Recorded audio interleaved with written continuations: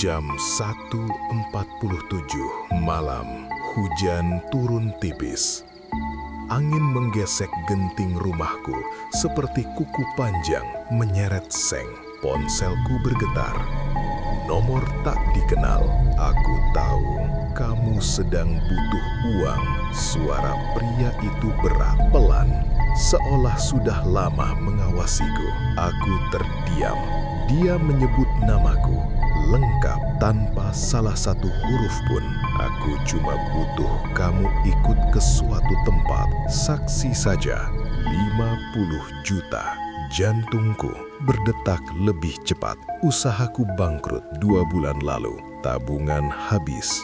Anakku, Raka, kelas 5 SD, hampir tidak bisa bayar SPP. Kemana? Tanyaku. Ke seseorang yang bisa menyelesaikan masalah. Pria itu adalah Arman, tetanggaku sendiri. Dia punya dendam pada Pak Hadi, tetangga di ujung gang. Katanya Pak Hadi membuatnya rugi dalam urusan tanah. Aku cuma ingin dia merasakan sedikit penderitaan, katanya. Aku tahu maksudnya santet. Aku sempat ingin menolak, tapi notifikasi transfer masuk malam itu juga. 25 juta. Tanganku gemetar. Aku mengiyakan. Dan sejak detik itu, hidupku mulai retak. Malam Jumat Kliwon, kami pergi ke rumah seorang dukun tua di pinggir desa. Rumahnya gelap, dinding kayunya lembab, bau tanah basah dan asap kemenyan menyatu seperti kuburan yang baru digali. Di dalam, seorang lelaki tua duduk bersila. Matanya putih sebelah. Dia menatapku lama. Kau bukan hanya saksi, katanya pelan. Arman menyelah. Dia cuma menemani. Dukun itu tersenyum. Dalam ilmu hitam, tidak ada yang cuma. Ritual dimulai. Foto Pak Hadi diletakkan di tengah lingkaran. Paku, rambut, dan tanah kuburan.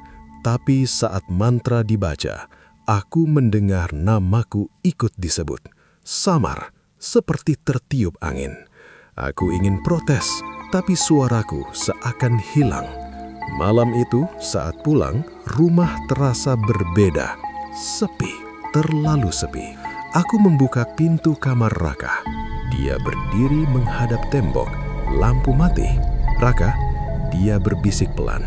Jangan panggil aku, tubuhku membeku. Sejak malam itu, Raka sering demam setiap jam 2 pagi.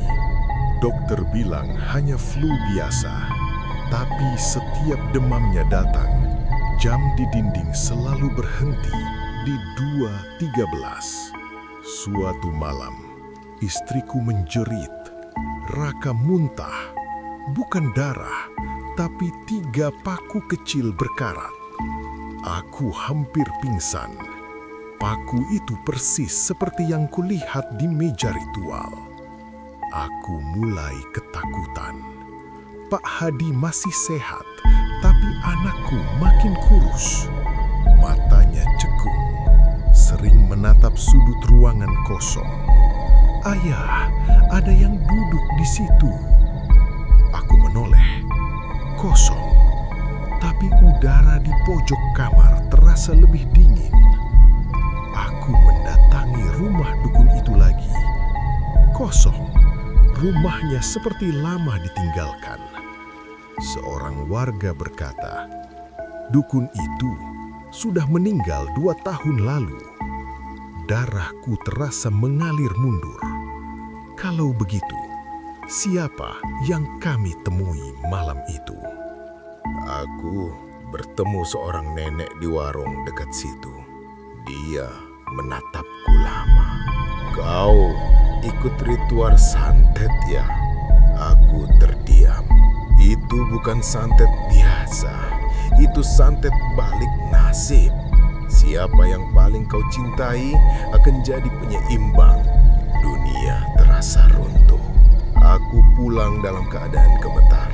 Di rumah sakit, Raka menggenggam tanganku lemah. Ayah, ada kakek hitam bilang aku harus ikut dia. Aku menangis. Untuk pertama kalinya, aku sadar uang itu bukan solusi, itu jebakan. Aku mendatangi Arman. Dia terlihat lebih kaya, lebih segar. Pak Hadi memang jatuh sakit mendadak dan usahanya hancur. Santet bekerja, tapi tidak membunuh, hanya menghancurkan hidupnya perlahan. Apa dukun itu bilang ada tumbal? Tanyaku. Arman terdiam. Wajahnya pucat. Ada. Bisiknya, harus ada yang tak berdosa. Aku meninju dia. Kau tahu itu bisa anakku. Arman menunduk. Aku pikir, bukan keluargaku.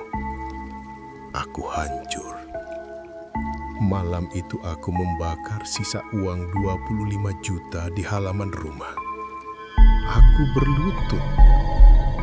Ambil aku saja. Jangan anakku. Angin bertiup kencang. Lampu rumah padam. Dan untuk pertama kalinya, aku melihat sosok itu. Tinggi. Hitam. Tanpa wajah. Berdiri di balik pohon mangga. Raka tidak selamat. Monitor rumah sakit berbunyi panjang. Dunia terasa sunyi. Aku kehilangan segalanya. 3 minggu kemudian, Arman ditemukan tewas di rumahnya. Mulutnya penuh tanah. Matanya melotot. Orang bilang serangan jantung. Aku tahu. Tidak. Ilmu hitam tidak pernah benar-benar selesai. Ia hanya menunggu giliran. Setiap Jumat Kliwon, jam di rumahku berhenti di 2.13. Dan terkadang, aku mendengar suara kecil memanggil dari kamar kosong. Ayah, dingin. Aku duduk sendirian di ruang tamu. Menatap uang yang dulu kupikir bisa menyelamatkan hidupku. Ternyata, yang ia selamatkan hanyalah keserakahanku. Dan yang ia ambil adalah segalanya. Jika suatu hari, seseorang menawarkanmu uang untuk menyakiti orang lain, ingatlah, santet mungkin bisa salah korban, tapi karma tidak pernah salah alamat.